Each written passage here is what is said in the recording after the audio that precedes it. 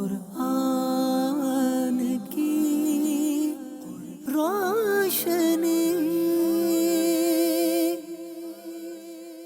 الحمدللہ رب العالمین والصلاة والسلام علی سید المرسلین اما بعد فاعوذ باللہ من الشیطان الرجیم بسم اللہ الرحمن الرحیم الصلاة والسلام علیک یا رسول اللہ وعلی آلک واصحابک یا حبیب اللہ الصلاة والسلام علیک یا نبی اللہ وعلی آلک واصحابک یا نور اللہ۔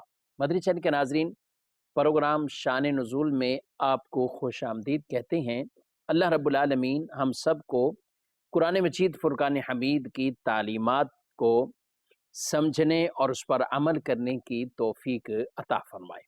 ابتداً درود پاک کی فضیلت ہمارے پیارے نبی صلی اللہ علیہ وآلہ وسلم کا فرمان معظم عالی شان ہے کہ جو شخص جمعہ کے دن مجھ پر 100 بار درود بھیجے، اللہ اس کی 100 حاجتیں پوری فرماتا ہے۔ 30 حاجتیں دنیا کی ہیں اور 70 حاجتیں آخرت کی اللہ اپنی رحمت سے پوری فرماتا ہے۔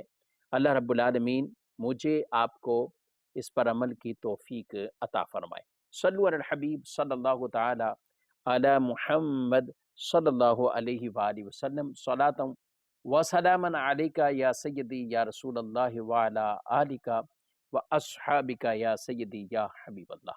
ناظرین، قرآن پاک میں ہماری ہر اعتبار سے تعلیم فرمائی گئی ہے اور پوری اس میں شرعی حوالے سے ہماری وہ رہنمائی ہوئی ہے کہ انسان زندگی گزارتا ہے تو زندگی میں کئی طرح کے اس کو مسائل سے بھی دوچار ہونا پڑتا ہے۔ انسان جب شادی کی عمر کو پہنچ جائے، شادی بھی کرتا ہے۔ شادی کے بعد ایک دو خاندان مل کر گھر کا ایک سلسلہ ان کا آگے بڑھتا ہے، آگے اولادیں پیدا ہوتی ہیں، نسلیں چلتی ہیں، اور یہ جو نکاح کا عظیم عمل آتا ہے اور اس کے ذریعے دو خاندان جو آپس میں جڑتے ہیں، تو پھر کبھی کبھی ایسے بھی زندگی میں موڑ آ جاتے ہیں کہ اس رشتے ازدواج کے اندر دھراڑ پڑ جاتی ہے اور اس کے اندر طلاق کی صورت آ جاتی ہے۔ قرآن پاک کے اندر اللہ رب العالمین نے ایک پوری سورۃ النساء، نساء جس کا معنی ہے عورتیں، یعنی عورتوں سے متعلق بھی حقوق بیان فرمائے ہیں۔ جو لوگ آج طرح طرح کے شور کرتے ہیں یا بتاتے ہیں کہ یہ بتانے کی کوشش کرتے ہیں کہ اسلام نے عورتوں کے حقوق نہیں بیان کیے، بہت غلط فہمی میں اور اپنی جہالت اور لا علمی میں اسلام نے عورتوں کے جتنے حقوق بیان کیے ہیں شاید اور کسی مذہب نے اس طرح نہیں بیان کیے جتنے اسلام نے بیان کیے۔ عورتوں کے حوالے سے ان کے بیٹیاں پیدا ہوں اس پر اسلام انہیں خوشخبریاں اور بشارتیں عطا فرما رہا۔ ان بیٹیوں کی پرورش کرنے والے کو جنت کی بشارتیں ہیں، جہنم سے چھٹکارے کی بشارتیں ہیں۔ شادی کی عمر کو پہنچ جائیں، شادی کریں۔ شریعت نے اس میں بھی پورا کا پورا جو ایک کہیں کہ جسے بھار کہیں یا شادی کا خرچ کہیں، وہ مرد پر رکھا ہوا ہے، عورتوں پر نہیں ہے۔ یہ تو ہماری رسم و رواج نے رکھ دیا، کہیں بڑے بڑے جہیز کے ناموں پر یہ تیاریاں ہونے لگی۔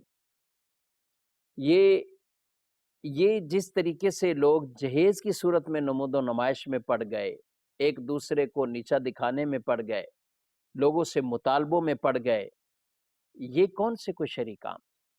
یہ غیر شرعی کام ہے، اس کی اسلام تو اجازت ہی نہیں دیتا۔ اسلام نے شادی کو تو بڑا آسان بنایا، نکاح کو بڑا آسان بنایا، حق مہر بیان کر دیا، ولیمہ بیان کر دیا، فرمایا اگرچہ ایک بکری سے ہی کرو تمہارا ولیمہ کرو، لیکن ہمارے رسم و رواج نے اس کو مشکل کیا۔ اللہ ہمارے حال پر رحم فرمائے اور ہم سب کو عقل سلیم عطا فرمائے، ہم جو شریعت چاہتی ہے اس کے مطابق یہ معاملات کریں۔ تو میں عرض کر رہا تھا کہ جہاں یہ دو خاندان آپس میں ملے، وہاں پھر ساتھ ساتھ ایک معاملہ آگے جا کر کچھ دھراڑ کا بھی کبھی ہو جاتا ہے اور طلاق کی بھی صورت آ جاتی ہے۔ ہمارے دین نے وہاں پر بھی ہماری رہنمائی فرمائی کہ اگر کوئی میاں بیوی اس کیفیت اور کنڈیشن میں ہیں کہ وہ ایک دوسرے کے اب حق ادا نہیں کر پا رہے اور وہ اللہ کی حدوں کو کراس کر رہے ہیں، تو اب انہیں کہا کہ پھر طلاق کی صورت میں ہی چھٹکارا حاصل کر لیں۔ طلاق کی صورت میں قرآن پاک میں پوری صورت ہے سورۃ الطلاق کے نام سے، اور ویسے بھی سورہ بقرہ کے اندر بھی طلاق کے حوالے سے اللہ نے رہنمائی فرمائی ہے۔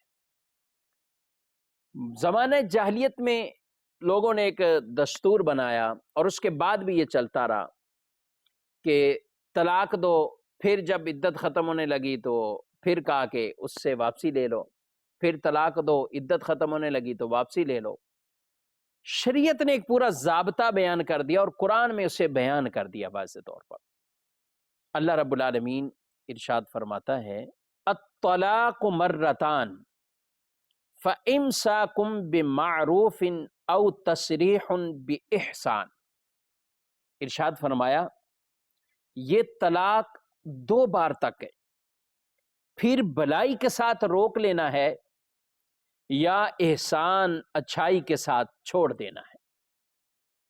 یہ ایک طلاق کا ضابطہ بیان ہوا کہ جس طرح یہ انداز اختیار کیا جا رہا ہے کہ طلاق دی اور دوران عدت پھر رجوع، پھر طلاق دے دی دوران عدت پھر رجوع، اور یہ کہا کہ یہ لمبا ہی سلسلہ چلتا رہے، اور ایک عورت کے اوپر یہ بہت بڑا بوجھ کا معاملہ، ایک عورت کے اوپر بہت بڑی ایک سزا اور کیفیت، اور ایسے لوگ کچھ کرتے ہیں کہ نہ ساتھ رکھیں گے نہ چھوڑیں گے، لٹکا کر رکھیں گے، اور ایسے ہی وہ معاملہ چلاتے ہیں۔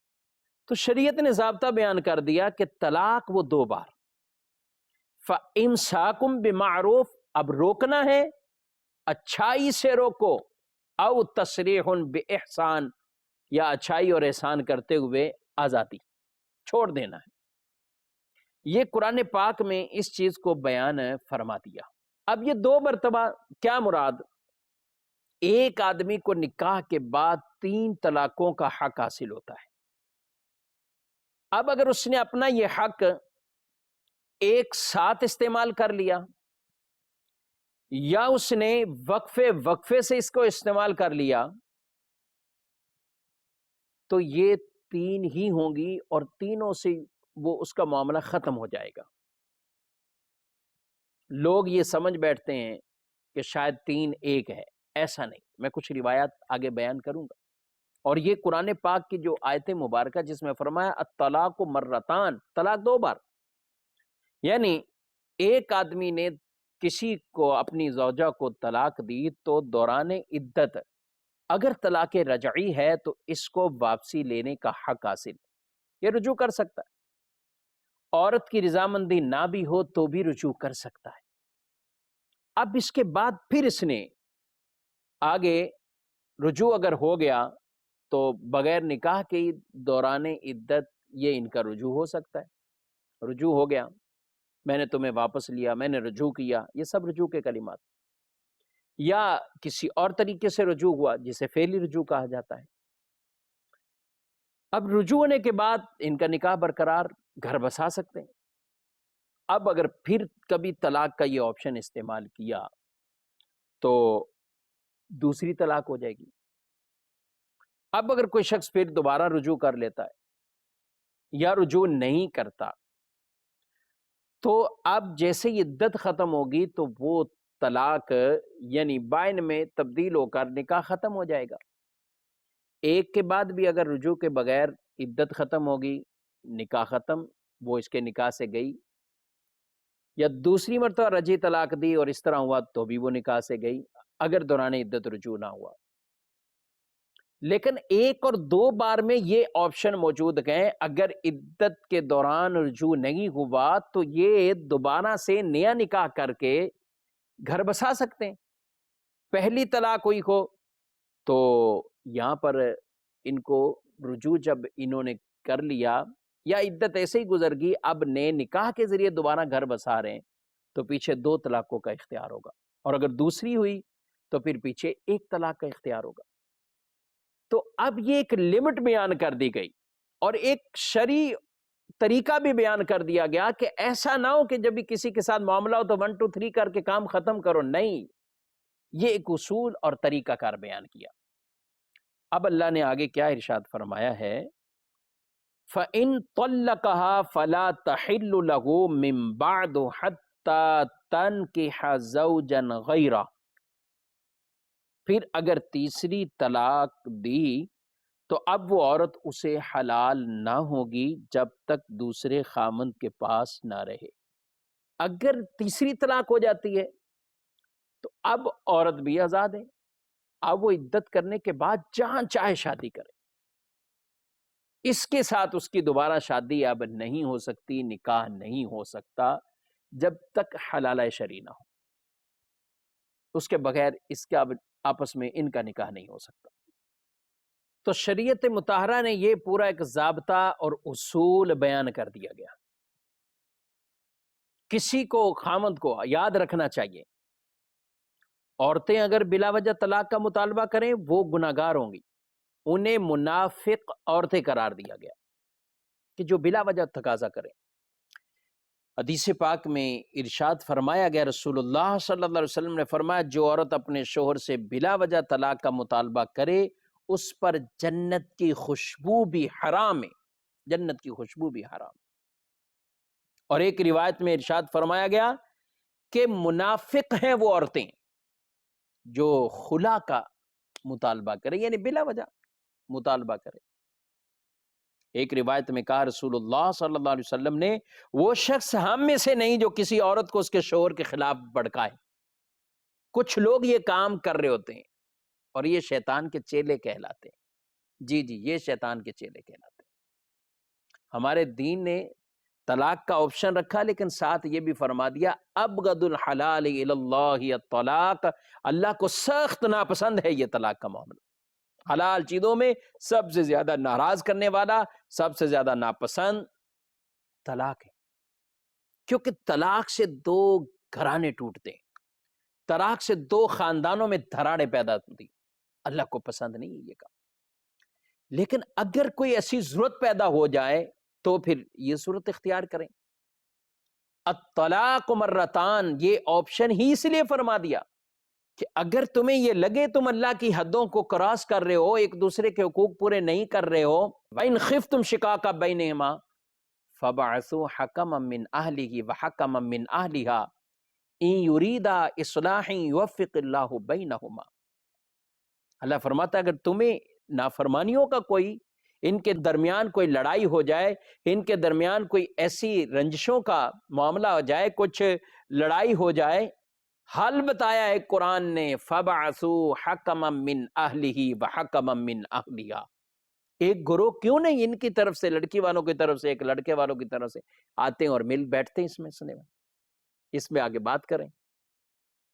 اگر یہ دونوں گروہ جو پنچ آپس میں پنچایت کرنے والے، یہ اگر چاہیں اور ان کی نیت اگر اچھی ہے، صلح کی نیت ہے، اللہ بھی انہیں صلح کی توفیق پیدا فرما دے گا۔ لیکن ہوتا یہ بھڑکانے والے زیادہ کرتے ہیں اس کو۔ تو شریعت نے پورا اس انداز سے طلاق کا بھی یہ معاملہ بیان کر دیا۔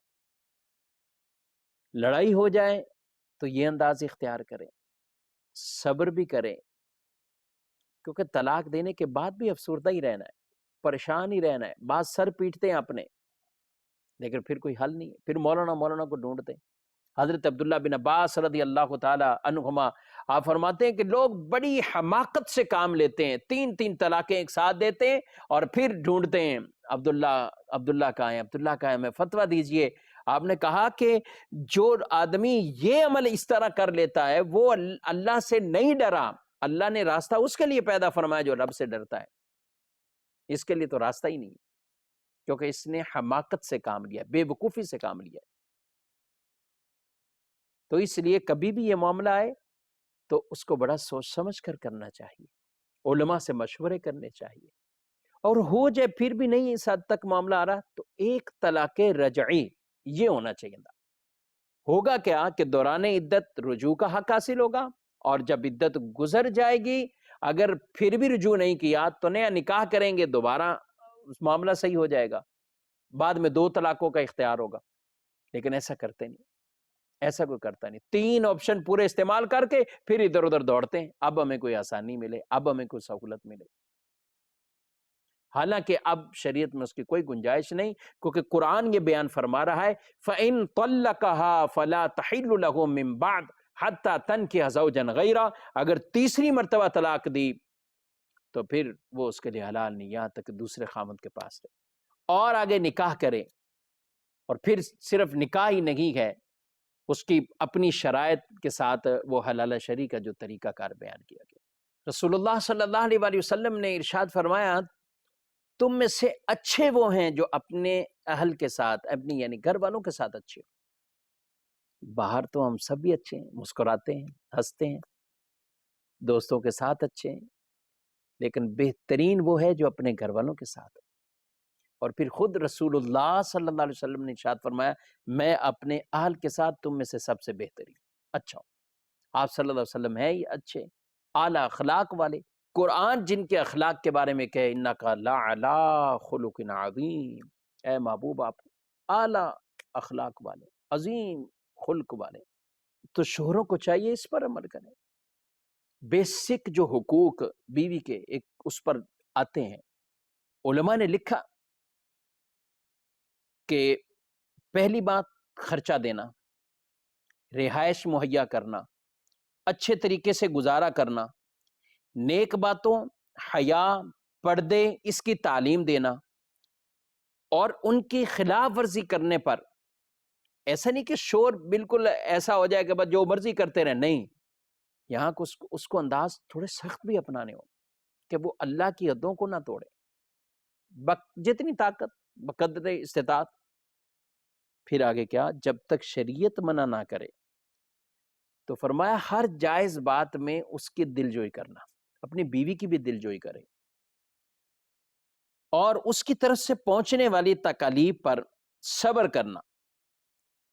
اگرچہ عورت کے لیے حلال نہیں کہ وہ اس طرح اس کو تنگ کرے، پریشان کرے، تکلیفیں پہنچائے، لیکن اس کے لیے تو یہ ہے نا کہ یہ صبر کر لے، اس پر صبر کر لے. یہ شوہروں کو کہا گیا ہے، ساتھ ساتھ بیوی کے لیے بھی کہا گیا ہے. جی بیوی کے لیے یہ کہا گیا ہے. رسول اللہ صلی اللہ علیہ وسلم نے فرمایا کہ اگر میں کسی کو سجدہ کرنے کا حکم دیتا تو میں بیوی کو حکم دیتا اپنے شوہر کو سجدہ کرے. لیکن اللہ کے سوا کسی کو سجدہ جائز نہیں، یہ حکم ہی نہیں دیا. لیکن اگر دیتا تو بیوی کو دیتا کہ وہ شوہروں کو سجدہ کرے. یہ بیویوں کے لیے رسول اللہ صلی اللہ تعالی علیہ وآلہ وسلم نے بیویوں کو بھی بہت سی تعلیمات ارشاد فرمائی کہ اپنے شوہروں کا اس طرح خیال کرے. علماء نے چند ایک خلاصتاً جو بیان کیے حقوق کہ بیوی پر کیا کیا حقوق لازم آتے. فرمایا کہ ازدواجی تعلقات میں مطلقاً شوہر کی اطاعت کرنا جبکہ کوئی اور وجہ شرعی ممانعت نہ ہو، شوہر کی عزت کرنا، اس کی عزت کی حفاظت بھی کرنا، اس کے مال کی حفاظت کرنا، ہر بات میں اس کی خیرخواہی کرنا شوہر کے حوالے سے، اور جائز امور میں اس کی خوشی چاہنا، جس میں وہ راضی ہے وہ کرے. پھر آگے یہ ارشاد فرمایا کہ اسے اپنا سردار جاننا، شوہر کا نام نہ لینا، نام سے نہ پکارے شوہر کو، ضرورت ہو تو نام بھی لیا جا سکتا ہے لیکن عام نام لے کر نہ پکارے. کسی سے اس کی بلا وجہ شکایت بھی نہ کرنا، کوئی وجہ بنتی بھی ہو شکایت کی تو بھی صبر کر لینا. یہ کتنے خوبصورت انداز ہے. یہ امام اہل سنت اعلیٰ حضرت علیہ رحمہ نے یہ شوہر کے حوالے سے بیوی پر کیا کیا حقوق ہیں یہ تفصیل لکھی. فرمایا اس کی اجازت کے بغیر 8ویں دن سے پہلے والدین یا 1 سال سے پہلے دیگر محارم کے یہاں نہ جانا، یہ بھی اس کے حقوق میں سے. اور اگر وہ ناراض ہو تو خوشامد کر کے بھی اسے منانا، یہ بیویوں کے لیے فرمایا گیا. اس سے وہ عورتیں بالخصوص سیکھیں کہ جو بلا وجہ شوہر کو ناراض بھی کرتی ہیں، نہ اجازت میں کے چلے گی تو پھر آنے کا نام نہیں میرے بھائی، یہ غلط انداز ہے۔ شوہر غلط کرے گا تو شوہر غلطی پر ہے، بیوی غلط کرے تو بیوی غلطی پر ہے۔ اور کئی لوگ پوچھتے ہیں، آ کر بات کرتے ہیں کہ بیوی اور شوہر میں ناراضگی 10 سال گزر گئے ہیں، مفتی صاحب کیا طلاق ہو جاتی ہے؟ اگرچہ صرف دور رہنے سے تو طلاق نہیں ہوئی، دور رہنے سے تو طلاق کا معاملہ نہیں ہوا، لیکن ذرا یہ دیکھیں، یہ لوگوں میں غلط فہمی ہے کہ دور رہے تو طلاق ہو جائے گی۔ طلاق اس طرح نہیں ہوتی، لیکن ان کو تو یہ دیکھنا ہے کہ نکاح اس لیے کیا تھا کہ روٹ کر ایک دوسرے سے اتنے عرصے تک بیٹھے رہیں، ایک دوسرے کی کئی حق تلفیاں یہ کرتے ہیں، لیکن دونوں اپنی انا پر اڑے رہنا، سختیاں کرنا، صلح کی طرف نہ آنا، یا کچھ رشتہ دار بیچ میں ایسے پڑ جاتے ہیں جو صلح نہیں ہونے دیتے، یوں برسوں گزر جاتے، پھر خبر لگے، پتہ چلے شوہر فوت ہو گیا، بیوی فوراً آ جائے گی، آج تو آ گئی۔ اچھا، بیوی کے فوت ہونے کے پتہ چل جائے تو شوہر والے بھی وہاں پہنچ جائیں گے۔ تو یہ جو ہمارے معاشرے کے اندر ایک انداز ہے، زندگی بھر روٹ کے رہنا، انتقال ہو فوراً پہنچ جانا۔ بھائی زندگی اچھے طریقے سے گزار لو، میت کو کندھا دینا ثواب ہے، ٹھیک ہے، لیکن کسی سے روٹ کے بیٹھ جو کندھا ہی دینے جانا ہے، ایسا نہ کریں۔ کسی کی زندگی کو کندھا دیجیے، کسی کو کیوں ایسا بے آسرا چھوڑ دیتے، بے سہارا کیوں چھوڑ دیتے، اور بعد میں ایسی دھراڑیں پڑ کے نہ نکاح ختم ہوا اور نہ آپس میں یہ مل رہے ہیں۔ بعض شوہر ایسے ہوتے ہیں جو کہتے ہیں کہ ہم لٹکا کے رکھیں گے، کبھی بھی نہیں چھوڑیں گے، کبھی نہیں چھوڑیں گے۔ ظلم کرتے ہیں، یہ ظلم کرتے ہیں۔ جو شریعت نے بیان کر دیا اگر اس کیٹیگری میں ہے تو پھر جو شرعی طریقہ کار ہے اس کے مطابق آپ جدائی اختیار کر لیں۔ یہی قرآن نے ہمیں تعلیم ارشاد فرمائی ہے۔ آج کے اس پروگرام میں ایک ابتدائی ایک اویرنس دینے کی کوشش کی ہے۔ بیسک اگر کسی کا کوئی شرعی مسئلہ ہے تو آپ اسکرین پر دارالفتہ اہل سنت کے نمبرز دیکھ رہے ہیں، آپ ان پر رابطہ کیجیے۔ طلاق کے یا اس طرح کی کوئی معاملات ہوں، ہمیں بیچ میں جو عالم نہیں ہے وہ کیوں ان چیزوں میں کسی کے پڑھ کر فیصلہ کرے؟ تو بعض خاندان والے بھی بڑے بوڑھے مل کر بیٹھ جاتے ہیں کہ ہم فیصلہ کریں گے۔ نہیں، اس طرح کے معاملات میں آپ فیصلہ نہ کریں، یہ دینی معاملہ ہے، دین کے علماء کی طرف اس کو بھیجا جائے۔ فَاسْأَلُوا أَهْلَ الذِّكْرِ إِن كُنتُمْ لَا تَعْلَمُونَ، علماء سے پوچھو، علماء سے پوچھو اگر تمہیں علم نہیں، اگر تم نہیں جانتے تو وہاں سے رہنمائی لینی چاہیے۔ اور اگر کسی کے آپس میں نباہ نہیں ہو رہا تو وہ بھی کسی عالم مفتی صاحب سے باقاعدہ جا کر پوچھ لے یا ان نمبرز پر رابطہ کر لے کہ میری یہ حالت کیفیت ہے، میں اب کیا کروں، تو آپ کو جو دینی طور پر آپ کے لیے مسئلہ ہوگا آپ کو وہ بتا دیا جائے گا۔